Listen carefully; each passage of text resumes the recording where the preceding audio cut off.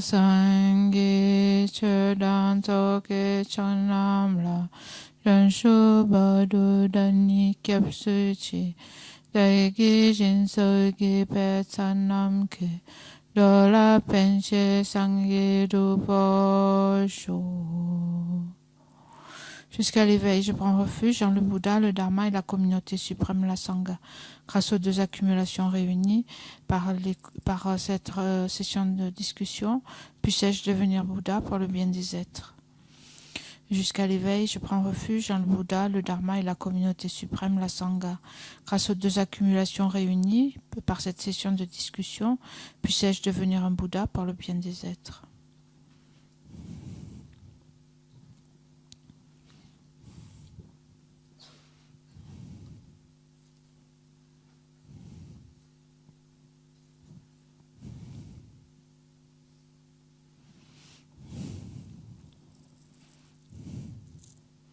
Donc, l'intention, c'est de ne pas faire une session trop longue.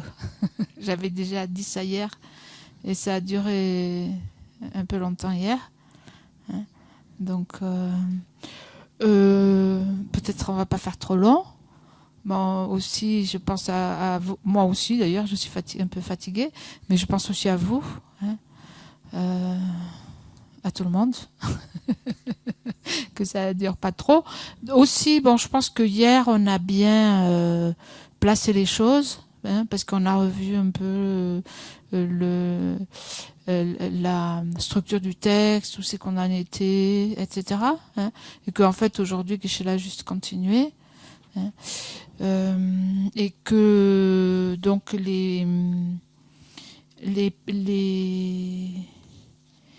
le sujet principal aujourd'hui dont Geshe-la a parlé, suivant le plan toujours, il a parlé de quoi il a parlé, les sujets principaux d'aujourd'hui.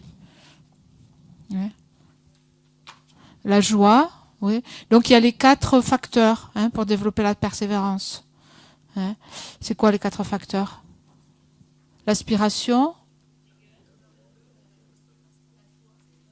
Alors la deuxième. Alors oui, on a utilisé plusieurs mots pour cette deuxième. On a utilisé la stabilité et l'assurance, la confiance en soi. On a utilisé la rigueur. La rigueur, c'était la première traduction que Valérie a utilisée le week-end précédent. Elle avait utilisé rigueur. Maintenant, on utilise donc quelquefois c'est la stabilité en fait qui vient de la confiance en soi. C'est le deuxième facteur. Le troisième, la joie, et le quatrième, le rejet, qui est repos en fait. Donc aujourd'hui, on a parlé de la joie, on a parlé du repos, et puis on a parlé aussi, on a terminé la stabilité, et particulièrement dans la stabilité. Ou la... Non, ça c'est après.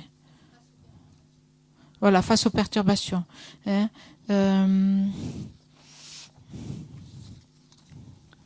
Quand on a parlé, juste pour prendre le plan, la force donc de l'aspiration, la force de la stabilité dont on a parlé hier.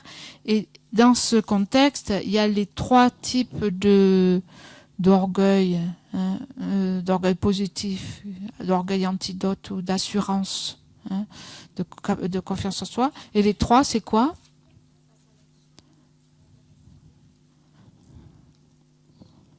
Voilà. Donc la confiance en soi, ou l'assurance, de l'action, de la capacité et vis-à-vis des perturbations mentales.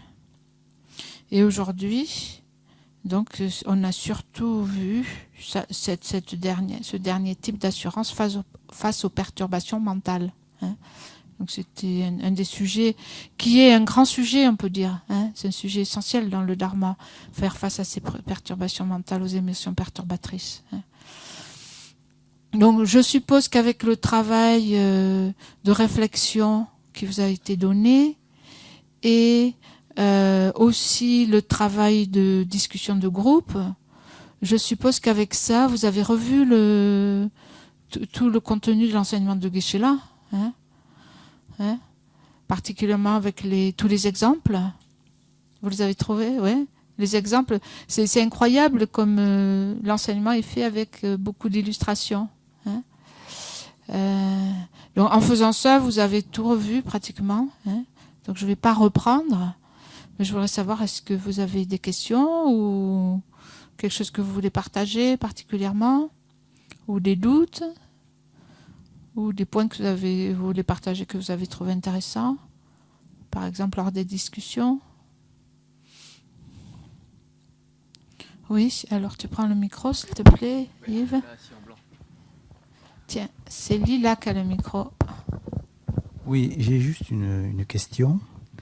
À un moment donné, Geshe-la a dit que quand on pratiquait, on se repose, on pratique, et puis quand un point est acquis, on passe au suivant. Oui. Et en fait, comment on sait si on a acquis le point? Comment on sait? Oui, donc là, il a parlé de l'arrêt ou du repos. Hein. Il y a l'arrêt provisoire et l'arrêt définitif. L'arrêt provisoire, c'est un repos momentané. Et l'arrêt définitif, c'est qu'à force de méditer, on médite, on se repose, on médite, on se repose. Et on finit par obtenir la stabilité sur le point qu'on recherche. Hein, et on a la réalisation, donc on peut le mettre de côté.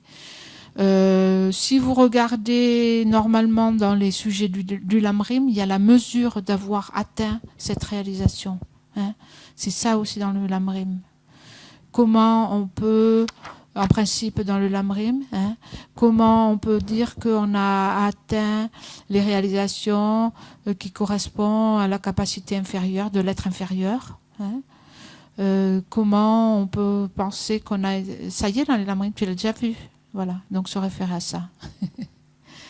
Il y a la description en fait. Oui, la mesure d'avoir réalisé certains points. Et à chaque point, il y a une certaine mesure. Par exemple, quand on a réalisé, donc je ne voudrais pas dire trop de bêtises, mais quand on a réalisé que la valeur de la précieuse renaissance humaine, hein, le fait qu'elle est difficile à trouver, qu'elle passe vite et sa valeur, en fait, dès qu'on part son temps, hein, en fait, on est très affecté parce qu'on a perdu du temps. Hein. Comme c'est quand, par exemple, si vous perdez votre sac ou votre porte-monnaie avec votre carte de crédit ou beaucoup d'argent dedans, vous sentez une grande perte. Hein. Et donc, quand vous perdez votre temps à des choses inutiles, soit négatives, soit inutiles, vous ressentez une grande perte. Hein. Et ça, c'est la mesure d'avoir, donc dans certains lamrim, il y a la mesure d'avoir réalisé chaque point.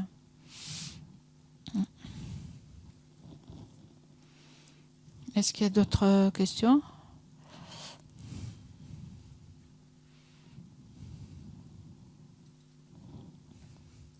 Non? Manuel? Hein? Non? Laura, d'accord. Tu donnes à Laura, Lila. Elle est là. En bas. Ouais, là. Moi, je me demandais si on pouvait revoir un peu les différents antidotes par rapport au... Oui. Parce qu'on a vu l'attachement et la colère. Par rapport aux autres antidotes. Oui. Donc, quels sont les antidotes aux perturbations? Je veux dire deux mots d'ailleurs par rapport aux perturbations, aux émotions perturbatrices. C'est un sujet assez standard qu'on peut étudier d'ailleurs quelquefois même tout seul. Hein, comment gérer les émotions perturbatrices. On peut dire en général la façon dans le bouddhisme dont on peut gérer les émotions. Hein. Ah, j'ai oublié le livre que je voulais vous montrer. Bon. On peut dire qu'en général, les émotions perturbatrices, qu'est-ce qu'on fait avec les émotions, hein, les émotions qui nous perturbent? En général, donc, soit on les refoule, soit on les suit. Hein. C'est-à-dire qu'on les refoule, c'est-à-dire on veut pas les voir, hein, on veut pas leur faire face. Donc on s'assoit dessus ou on les met sous le paillasson. Hein, comme que si on nettoyait, on met ça sous le paillasson, on veut pas trop voir. On prétend que c'est pas là. Hein, ou on les refoule carrément. Hein, soit on les suit complètement, on se laisse complètement prendre par les émotions, hein, et on agit complètement sous leur contrôle et on se laisse complètement aller, par exemple à la colère, à l'attachement, sans aucune retenue, hein, parce qu'on est complètement sous le contrôle en fait de l'émotion, donc soit l'un soit l'autre. Donc dans le bouddhisme, on va essayer pour s'opposer à ça, d'abord la première chose c'est de les connaître et de les reconnaître et d'en être conscient. Hein. Bon, comme le dit Geshe-la souvent, et c'est vrai, il y a des gens qui disent moi j'ai pas d'orgueil, j'ai pas de colère. Hein. Donc, et on peut avoir cette impression quelquefois vraiment de pas avoir de colère, de pas avoir d'orgueil. Donc soit on se connaît pas, hein, on se connaît pas parce que c'est tellement habituel et c'est tellement presque inconscient, même si c'est toujours là, qu'on les voit pas. Hein. Il faut apprendre à connaître. Donc pour ça il y a des façons en fait de les reconnaître. Hein. Par exemple, observer notre discours intérieur. Hein, c'est une façon de reconnaître quelquefois des histoires qu'on se dit toujours. Hein. Et puis, on est tellement proche que quelquefois, on n'a pas assez même de distance pour voir que, par exemple, ça c'est de la colère ou ça c'est de l'attachement. Bon, étudier les enseignements aussi. Dans les enseignements, il y a des descriptions de ce que c'est ces différentes émotions. Et donc, c'est comme ça qu'on peut dire, ah ben oui, tiens, voilà, c'est ça. Hein.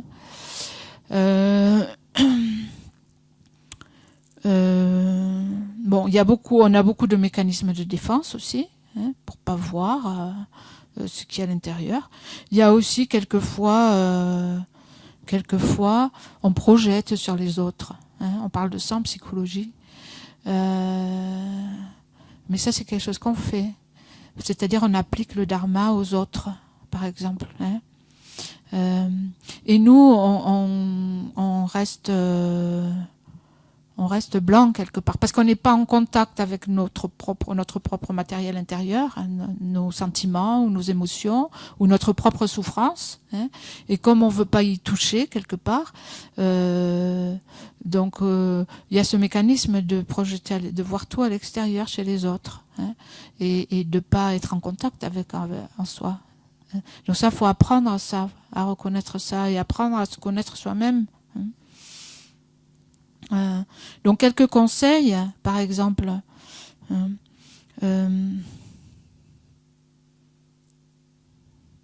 Donc il faut examiner son esprit, il faut observer les sentiments qui surgissent en nous, si c'est confortable, si c'est inconfortable, qu'est-ce que c'est, par exemple. Hein. Donc la méditation aide aussi à ça. Bon, aussi la méditation, si vous avez fait Vipassana par exemple, ça aide. Mais la méditation, ça doit nous aider à ça, parce que quelque part on pacifie l'esprit et on peut aller plus en profondeur, hein, et pas rester à la surface ou être beaucoup dans la dispersion, hein, ou dans la distraction. Donc apprendre à poser l'esprit et à regarder à l'intérieur.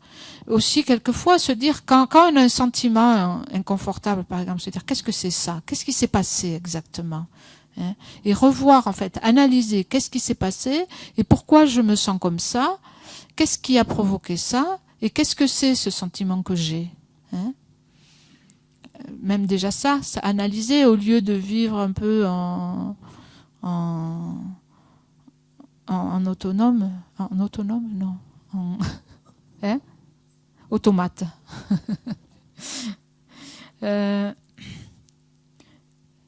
Donc réfléchir, hein, arrêter aussi de rendre les autres responsables de nos problèmes, hein, reconnaître que votre esprit erroné est la source de vos problèmes, au lieu de toujours chercher.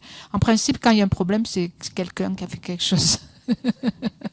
Si la personne n'avait pas fait ça, hein, je serais pas dans cet état, j'aurais pas ce problème-là. Hein. En général, c'est ce qu'on fait. Alors, arrêtez de faire ça et essayez de voir quel est à l'intérieur. Hein. Dans Lama Yeshe dit quand vous avez un problème, ne soyez pas contrariés.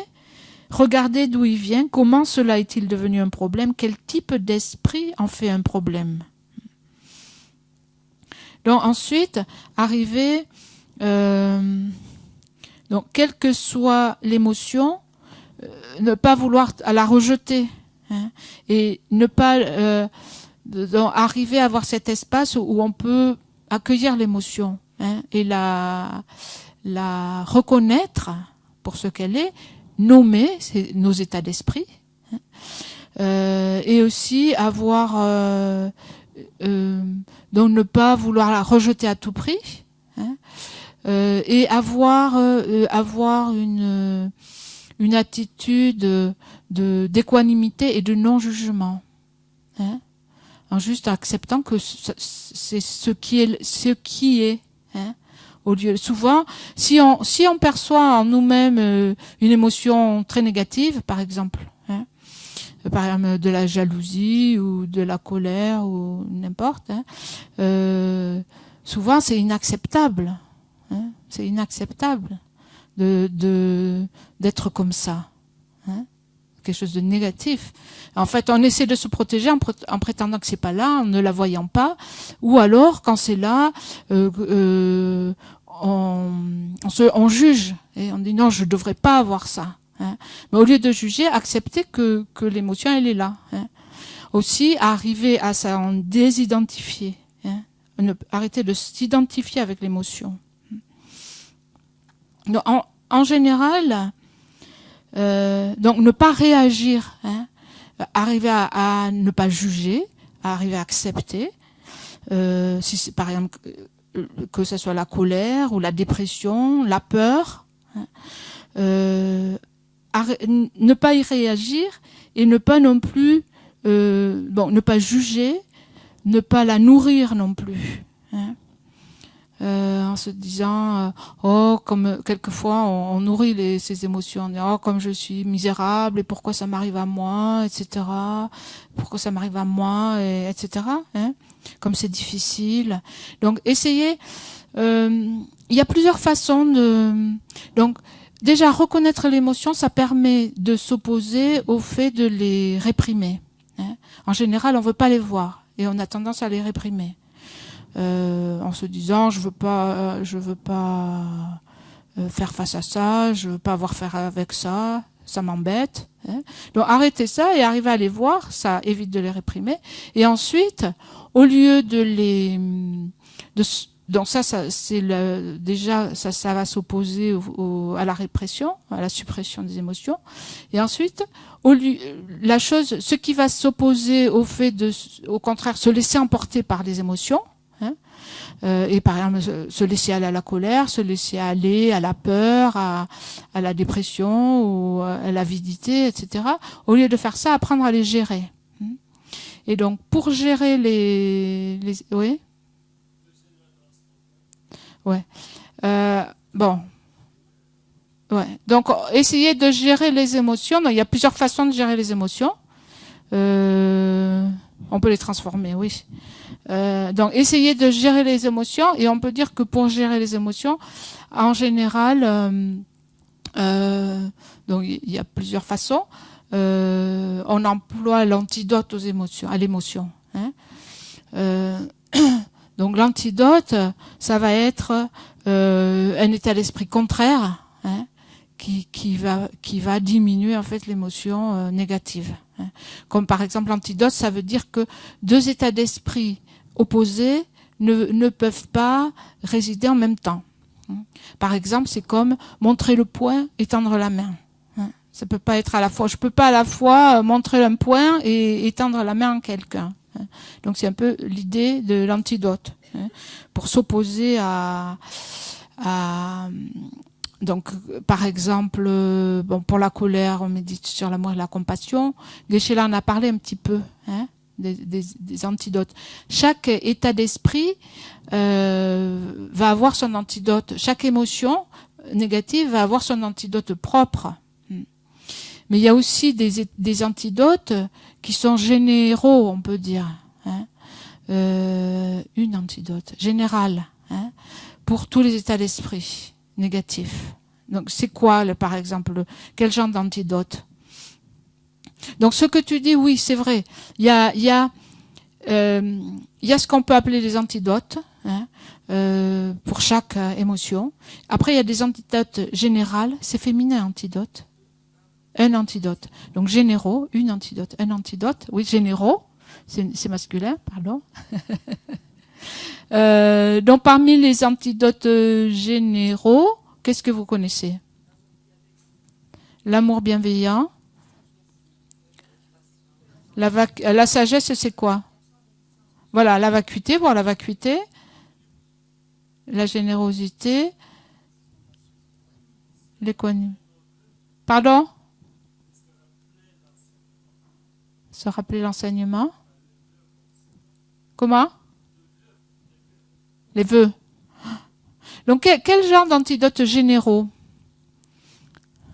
Dans ce que vous dites, certains c'est vrai, mais beaucoup c'est spécifique plutôt. Par exemple, on dit que la compassion, bon, c'est vrai que la compassion, si vous développez la compassion, même l'attachement, par exemple, il va diminuer. Hein. Mais plus particulièrement, l'amour et la compassion, c'est l'antidote à l'aversion ou la haine, plus particulièrement. Antidotes généraux, donc la vacuité, oui. La loi du karma.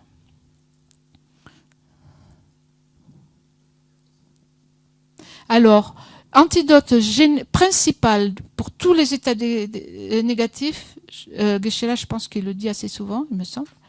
Hein? Non, la vacuité, tu l'as dit, d'accord, c'est vrai. Pardon? Les 3 joyaux. Non, l'antidote principal pour toutes les perturbations, c'est de voir les défauts. Hein? Pour toutes les perturbations, c'est de voir que c'est de la souffrance. Déjà, de voir les défauts de ces états d'esprit, de voir que c'est de la souffrance. Hein. En fait, on veut être heureux, on veut pas la souffrance. Hein. Et si je médite, par exemple, sur les inconvénients de la colère, n'importe quelle émotion négative, hein, l'antidote principal, ça va être de méditer sur les inconvénients de cet état d'esprit. Hein, et de voir à quel point c'est de la souffrance. Si je suis convaincue, par exemple, que ma colère... parce qu'en général, quand on est en colère, on a raison, par exemple. Hein, on a raison. Hein, on a raison de se mettre en colère. Et ma colère, elle n'est pas si mauvaise que ça, hein, finalement. Je veux dire, c'est pas vraiment du fond du cœur, c'est juste... on trouve des tas de raisons hein, pour, en fait... pour des tas d'excuses, en fait, pour dire que, bon, la colère, ça va, ça passe. Hein. Et donc, au lieu d'adopter ce genre d'état d'esprit, hein, d'attitude, on prend l'attitude que la colère, enfin, moi je sais, la colère c'est quelque chose que je connais, je peux en parler. Et donc, moi ce qui m'a aidé quelquefois, c'est des gens qui me renvoyaient le fait que la colère c'était quelque chose de négatif. Hein. Parce que même, bon, en général c'est négatif la colère. Mais pour soi-même, hein, quelquefois, on a un certain niveau de tolérance. Surtout si on casse pas des choses, hein, si on crie pas trop. Non?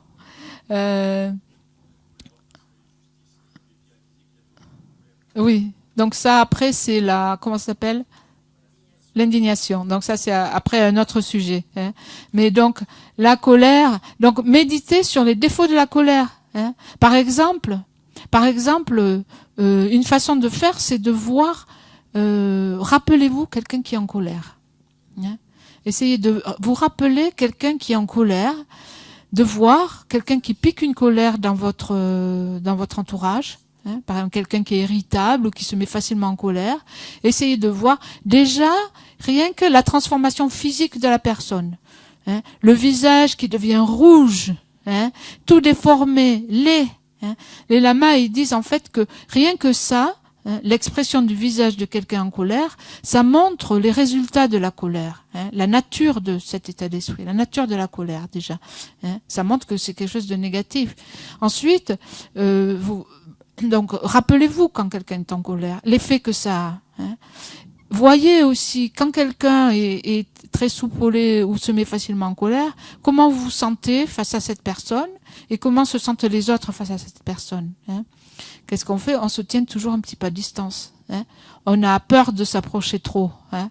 Parce qu'on ne sait jamais ce qui va se passer. On a déjà comment on dit, chat échaudé craint l'eau froide.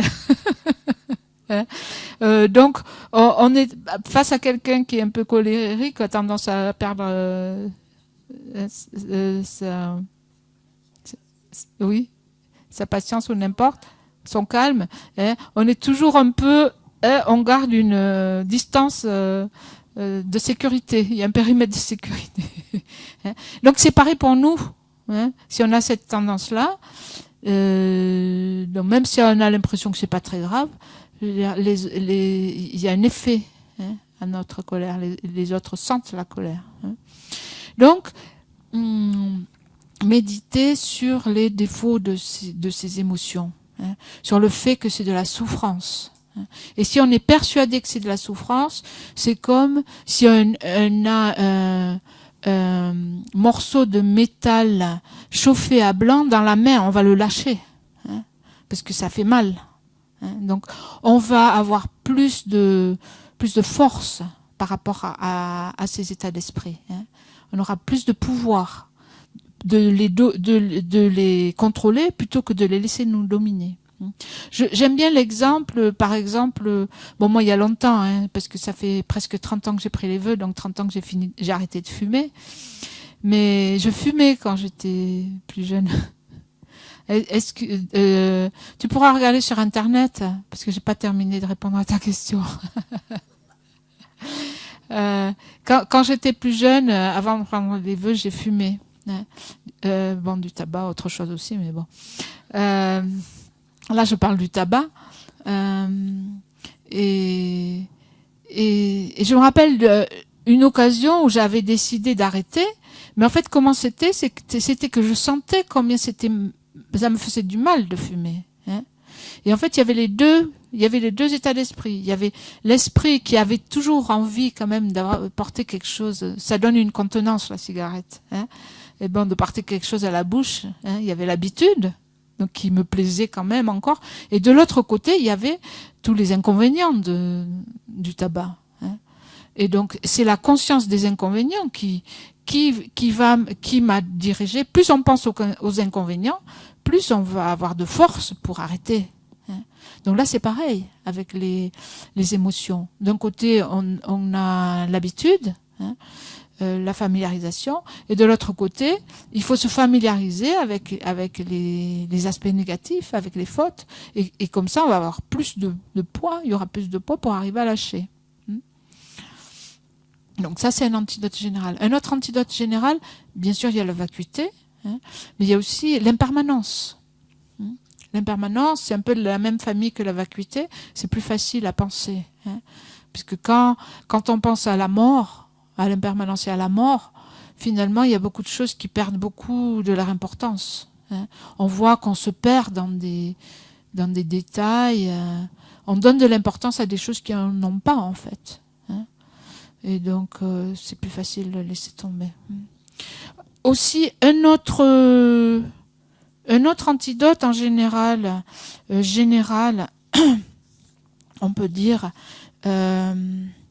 donc ça fait partie aussi, on peut dire que ça fait partie de la méditation sur la vacuité, c'est de réaliser la nature de l'émotion.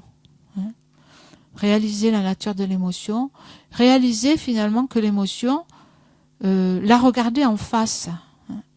Et ça, c'est un peu plus le type de méditation qu'on apprend par exemple avec Vipassana, de regarder directement le contenu de notre esprit. Donc, c'est-à-dire que là, on va s'attacher juste à l'état d'esprit en lui-même et on va essayer de regarder en méditation qu'est-ce que c'est cette émotion. N'importe quelle émotion ou état d'esprit. Donc, si on arrive déjà à s'en désidentifier et à essayer de prendre de la distance et à l'observer. En général, on est collé à l'état d'esprit et on croit c'est moi. Et en fait, on s'identifie et c'est comme ça qu'on le nourrit aussi. Et donc, on est complètement pris. Ici, dans la méditation, d'habitude, ce qu'on apprend, c'est à se détacher un peu, hein, à créer une certaine distance et à voir que quel que soit l'état d'esprit ou l'émotion, c'est juste un mouvement dans l'esprit. C'est un événement mental. C'est quelque chose qui se passe dans l'esprit, mais ça n'est pas moi. Hein. Ça n'est plus moi. On arrive à faire à prendre un peu le recul, la distance. Hein. Donc on peut observer de façon détachée et objective, hein, ces états d'esprit. Comme un peu de façon scientifique, on observe un objet, hein, l'objet d'une analyse scientifique, par exemple, quelque chose qui est à l'extérieur. Donc ça, c'est quelque chose, c'est bien d'apprendre à faire ça par la méditation. Et donc, quand on voit, en fait, quand on s'identifie à ces émotions, ces états d'esprit, hein, on lui donne de la force, du pouvoir, et finalement, c'est difficile de s'en débarrasser, elle reste longtemps. Hein. Mais si on arrive à prendre la distance, finalement, on les voit pour ce qu'ils sont, et finalement, on voit que c'est moi, c'est rien à l'extérieur qui s'impose à moi. On a l'impression que ces émotions, quelquefois, c'est quelque chose, c'est lourd, c'est comme si j'étais obligée, c'est quelque chose qui m'opprime, comme une chape de plomb sur moi. Hein. Mais si je regarde, en fait, qu'est-ce que c'est en réalité, la nature de cette émotion, cet état d'esprit, c'est juste un mouvement de l'esprit. Hein. C'est quelque chose que je fabrique, en fait, qui se fabrique dans mon esprit. C'est pas quelque chose qui m'est imposé. C'est quelque chose qui est en fait... donc il y a plusieurs images qui sont utilisées, par exemple comme un nuage, comme des nuages. Hein. Je ne sais pas si vous avez fait cette méditation. Au lieu de l'esprit comme le ciel. Hein. Donc en général, tout ce qui est l'objet de notre esprit, on a l'impression que c'est tout notre esprit. On n'a pas d'espace. Hein. Et par exemple, si j'ai une grosse colère ou si j'ai un problème, quel qu'il soit, ou un état d'esprit, je m'identifie complètement et j'ai l'impression que c'est ça mon esprit. Je m'arrête là, ça prend toute la place. Hein. Mais on oublie qu'en réalité, je m'identifie avec la chose. En réalité, l'esprit est vaste comme le ciel. Hein. Il n'y a pas de limite à notre esprit. C'est quelque chose qui n'est pas matériel. Hein. Et en fait, tous ces événements, tout ce qui se passe dans l'esprit, c'est comme tout ce qui traverse le ciel. Hein. Dans le ciel, il y a plein de choses qui voyagent. Il y a des oiseaux, il y a des avions, il y a des nuages, il y a la pollution, etc. Et le ciel, il est ouvert, toutes ces choses ne changent pas la nature de l'esprit. Et donc, on peut penser que, par exemple, ces états d'esprit ou ces émotions, c'est comme des nuages. Hein. On peut utiliser, par exemple, cette image. Bon, imaginez, là, il fait beau, mais quand le ciel plombe, hein, avec des gros nuages noirs, ça a l'air tellement menaçant, hein, on a l'impression que presque on pourrait couper au couteau, hein, que c'est quelque chose de très lourd. En fait, si vous regardez, le nuage, il est quoi? C'est des gouttelettes d'eau, c'est de la buée, c'est rien, en fait. Hein. Et le ciel est toujours bleu. Donc là, c'est un peu pareil, c'est voir la nature. Ces états d'esprit, ils ont l'air tellement menaçants, hein, comme une chape de plomb. Mais si on arrive à les regarder dans la méditation pour ce qu'ils sont, en fait, on se rend compte que c'est juste, souvent, en fait, c'est un mouvement dans l'esprit. Souvent, ces émotions, c'est une saisie. Hein. En fait, il y a une saisie dans l'esprit.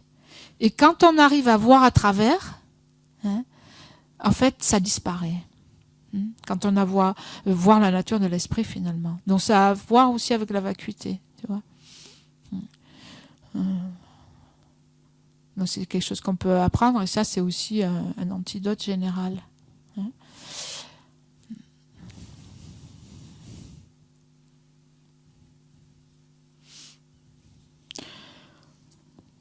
Ensuite, donc, oui, il y a des antidotes pour chaque, donc, Geshe l'a parlé, pour l'attachement.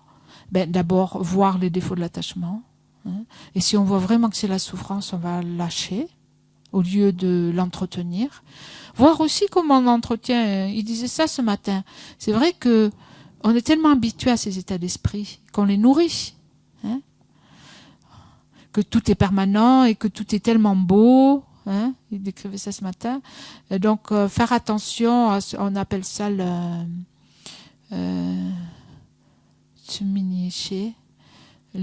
oui, c'est des considérations erronées en fait. Hein, un type de conception, quelquefois on appelle ça l'attention inappropriée. Il y a plusieurs traductions. Mais c'est en fait, les perturbations, elles naissent de ça aussi. Il y a un objet et il y a tout ce qu'on se raconte au sujet de l'objet. Donc il y a plusieurs causes pour la perturbation. Il y a aussi la graine est là, l'objet est là, et puis il y a toutes les histoires qu'on se raconte. Comment on oriente l'esprit en fait. Et en fait, on les nourrit et on les cultive.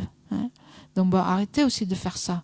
Savoir est-ce que je veux m'en débarrasser ou pas de l'émotion, ou est-ce que je veux la cultiver. Et donc arrêtez aussi, voir, surveiller notre dialogue intérieur et voir comment en fait on la prolonge, on la cultive, etc. Tout ça. Après, bon, il y a les antidotes particuliers. Donc, par exemple, par rapport à l'attachement, voir l'aspect. Comment il a dit ça, Sheila? Voir l'aspect repoussant. Hein? Voir l'aspect repoussant. Donc, voir l'aspect repoussant, ça peut être de l'objet ou de l'aspect repoussant de l'objet ou de aussi de l'état d'esprit, par exemple, hein, les défauts de l'attachement, ou alors l'aspect repoussant hideux. Hein. En général, par exemple, l'attachement, une des méthodes données pour contrer par exemple l'attachement au corps, hein, que ce soit notre propre corps ou le corps de quelqu'un d'autre, c'est de voir, d'énumérer les 36 substances qui se trouvent à l'intérieur du corps. Il y a des listes comme ça, hein. Et donc on peut méditer en disant bon, et ça c'est, on n'essaie pas forcément de développer du dégoût, hein, pour le corps, mais juste en disant bon, il y a, je connais pas la liste par cœur, mais bon, il y a la peau, il y a les os, il y a la lymphe, il y a les sinus, il y a les poils, il y a les organes, il y en a 36 comme ça, il y a le pus, il y a les excréments, il y a la salive, il y a l'urine, et donc on fait la liste comme ça en se rattachant par rapport à son corps, et ça coupe l'attachement. Hein. Parce que tout ce qui compose le corps, c'est pas quelque chose qui donne envie. Hein. Donc par exemple, oui, hein? Chapitre 8 aussi, ouais. On va en venir au chapitre 8 sur la concentration. Il y a beaucoup de... Shantideva enseigne sur ce sujet-là. Donc voilà. Qu'est-ce que je voulais dire encore? Je voulais dire quelque chose. Ah oui. Sinon, bon, juste pour terminer. Aussi, oui, on a parlé de l'amour et la compassion. Sa sainteté dit, quand il parle de ce sujet, sur les émotions perturbatrices, sa sainteté parle par exemple, il dit, plus on développe les émotions positives, hein, plus on va être à l'abri des émotions négatives. Et il dit, c'est comme se construire un bon système immunitaire. C'est-à-dire, plus on développe l'amour et la compassion pour les autres, hein, donc moins on aura de haine, de colère et même d'attachement quelque part. Parce que l'attachement et l'aversion, c'est deux côtés quelque part d'une même pièce, c'est très proche, hein, quelque part. Dans l'attachement aussi, il y a le fait de vouloir profiter de quelqu'un, d'utiliser quelqu'un pour mon bonheur. Hein. Et donc, Sainte met l'accent sur ça. Développer les qualités de bienveillance, d'amour, de compassion, et ça c'est comme se construire un bon système immunitaire, hein, qui, même si on est exposé, va faire qu'on va pas attraper les maladies, hein, les maladies contagieuses qui sont autour. Et sa sainteté, quand il parle de ce sujet, il donne l'exemple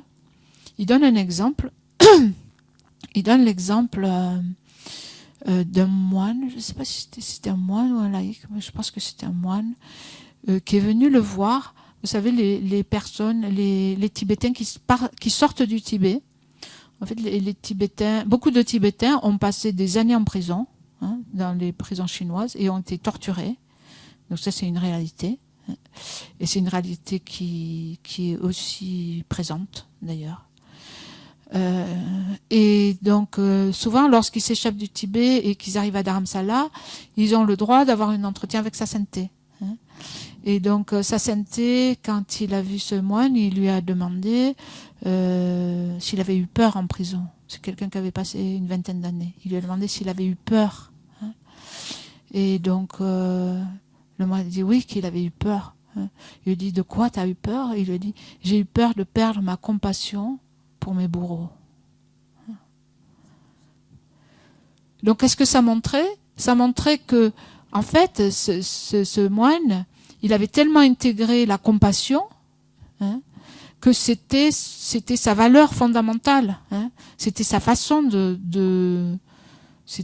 il était tellement habitué à la compassion que c'était sa façon de réagir, en fait, de voir les choses, c'est la compassion. Et bon, ça, on peut dire, c'est le système immunitaire, hein, qui peut nous protéger de. Vous pouvez imaginer de se faire torturer et garder la compassion, en fait, pour ceux qui nous torturent. Hein. Ça veut dire, en fait, ça veut dire que c'est possible, hein, quand on voit que des personnes le font. Hein. Donc, ça veut dire qu'on oui, c'est où mettons nos valeurs, hein, c'est ça. Où sont nos valeurs, hein.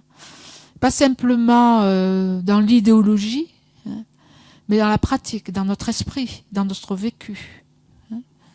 Qu'est-ce que nous fabriquons, en fait, avec notre esprit, par nos pensées, etc. Hein. Donc voilà, donc ça peut être inspirant. Parce que c'est quelque chose qu'on peut aussi faire si attelle. Hein.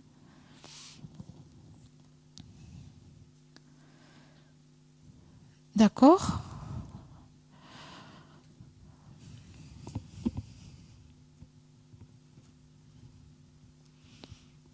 Donc je pense que demain, demain, la méditation, si on peut essayer de faire sur les perturbations. Ce serait une bonne idée. Demain, j'ai une personne pour la méditation. Donc ça serait bien s'il y en avait davantage d'entre vous qui vous portez bénévoles. Donc il y en a hier qui se sont échappés. Hein. Hein. Donc s'il vous plaît, ne vous échappez pas. Donc demain on peut faire ça. Après demain c'est la vénérable Ngenga. On a décidé que c'est elle qui va guider la méditation pour tout le monde. Hein, parce que comme ça elle va aussi réviser un certain matériel un peu théorique au sujet de la méditation analytique, la méditation de placement. Elle avait envie de le faire. Donc comme ça on pourra faire ça après demain. Hein, et demain on va voir. Donc si vous voulez les rester, donc Yves, tu es demain. Après il y a qui c'est pour demain? Gisèle? Hein? Tu as dit non? Ah, pourquoi pas? Tu veux pas? Il y a Aline. Ah ben on va en parler.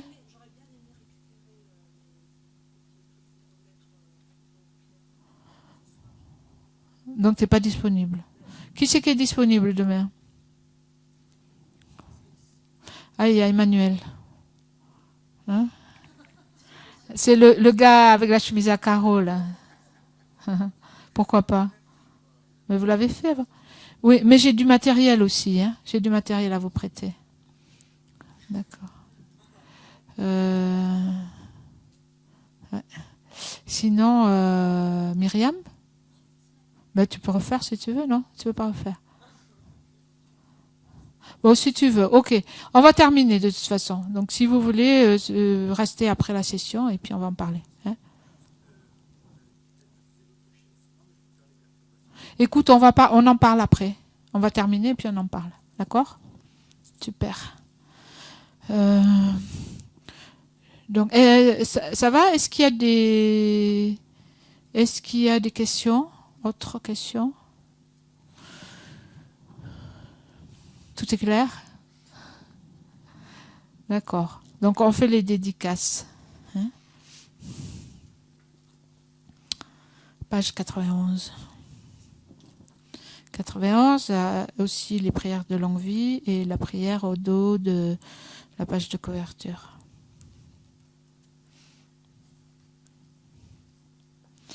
Donc, on pense, nous dédions tous les mérites accumulés par ces actions vertueuses qu'on a fait aujourd'hui et par tous les mérites en fait des 3 temps accumulés par moi-même, par les êtres innombrables, les Bouddhas innombrables. Donc tous ces mérites qui sont vides d'existence propre, vides d'exister de leur propre côté.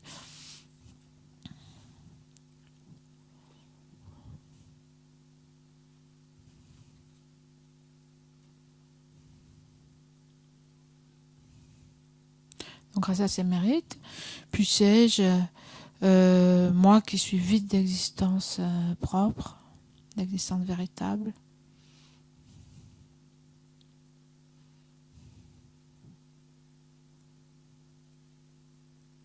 puissé-je atteindre l'état d'un Bouddha, l'état d'éveil, qui est aussi vide d'existence de son propre côté.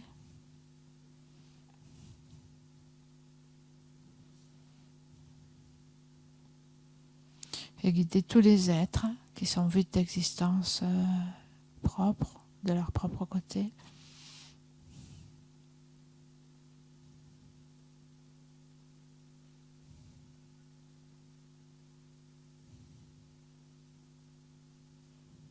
Donc les guider à cet état d'éveil. Et donc puissé-je faire cela par moi-même, seul par moi-même. Moi qui suis vide d'existence de mon propre côté.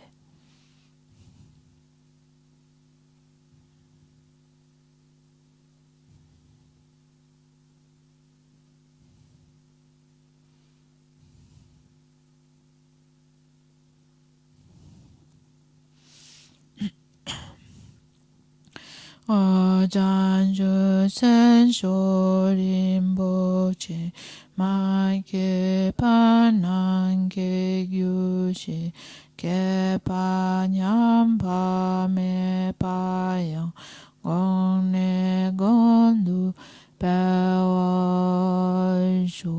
Toni Tawa Rinpoche Make Panange Gyushi Kepa Nyamba Me Payang Gongne Gondu Pewashu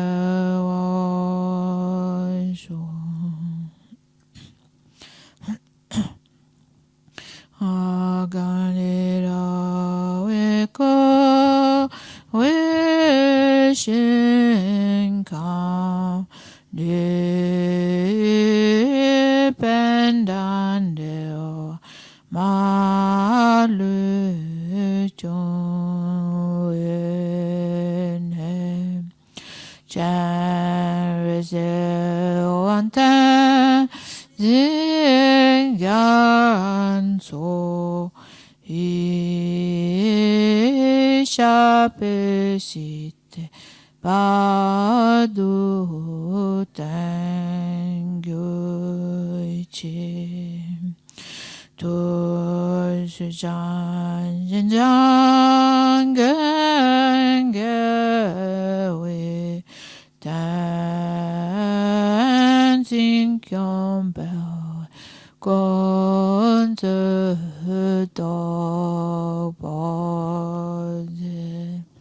Chosunguile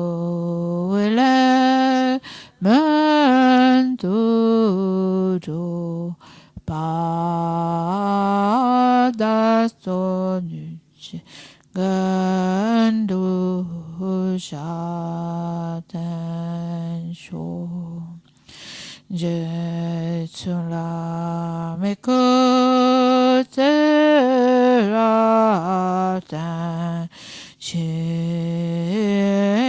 nang ka chin sho shu ke pa tang lo santen bedam me sa sum ge do e mons tak tu ne yo chi ton in jeson do juk pe lan che she set gan chen tan de gan cha na pe mo tan de gan so la so wa de so she dan lon do so.